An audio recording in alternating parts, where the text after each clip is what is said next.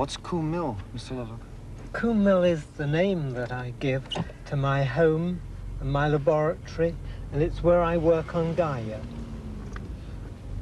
You see, here we have a lot of isolation. The nearest house is over a mile away, and this enables us to do very delicate atmospheric measurements which would otherwise be contaminated by people's activities in their homes if they live quite close to us. It seems like an absolute chaos, your land. Well, it's not. It's the natural order of things. What we've done is to turn the land we have here back to its natural state, to what it was before man was on it. We planted some 20,000 trees to try and achieve this.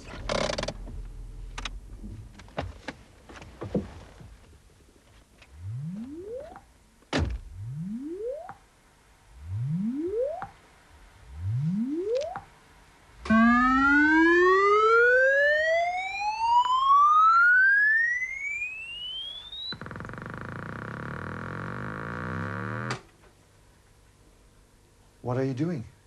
Oh, I'm inventing things. I have to invent things because that's how I earn my living. People pay me for my inventions, and that enables me to have the funds to do the research I want to do, which is about the Earth as a living planet. It's a theory that I called, or rather, I was advised to call by a good author, William Golding, Gaia. It's an earth goddess, isn't it? That's right, yes. There she is on my tie. Why do you wear it on your tie? Oh, for good luck, if you like, to make my research go well.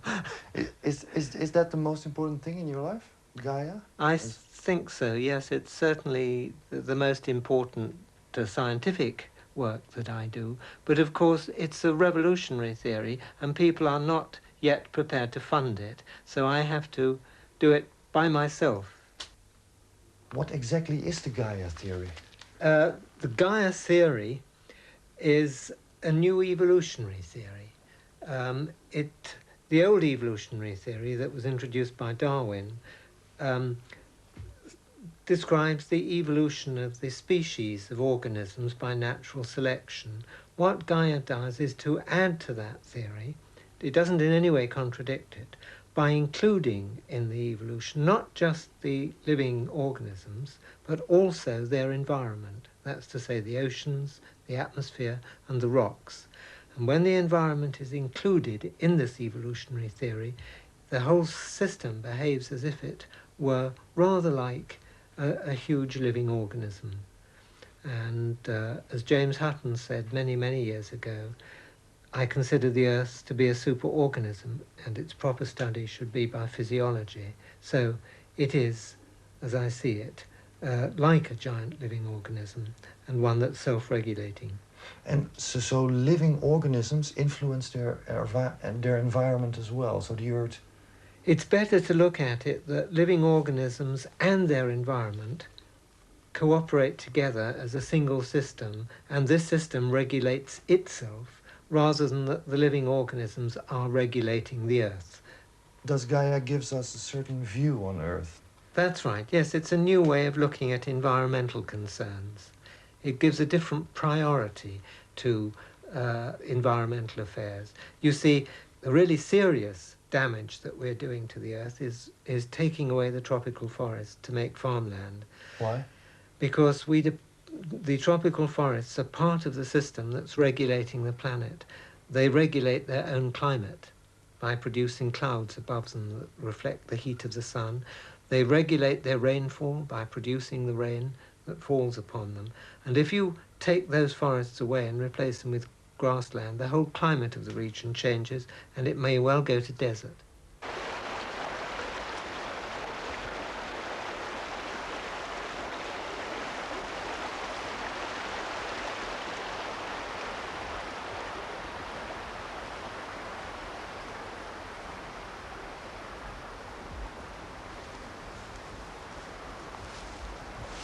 Well, I've been working on Gaia now for, must be nearly 20 years, and it's begun to affect both me and my family. We find that we're thinking more and more in tune with the planet. we feel much more a part of it than we did when we used to live more under city conditions.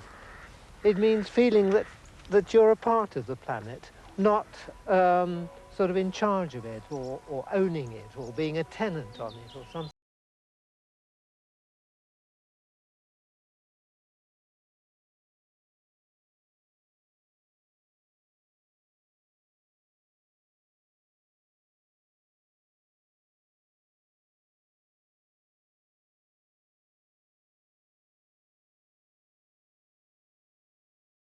Optimistic. I think so. I mean, if the Earth is a living organism, let's assume I'm right for a moment, and it survived 3.6 billion years and suffered all manner of insults, like being hit by comets that do devastating damage, and it survived all through that, it's pretty optimistic for the future. I think it's going to go on surviving. Is it also optimistic for humankind? Well, it depends on what humankind do. You see, the ancient goddess Gaia of the Greeks was feminine, gentle, nurturing, but also ruthless. If you transgressed, you were wiped out. And in a sense, this is how I see humans on the earth.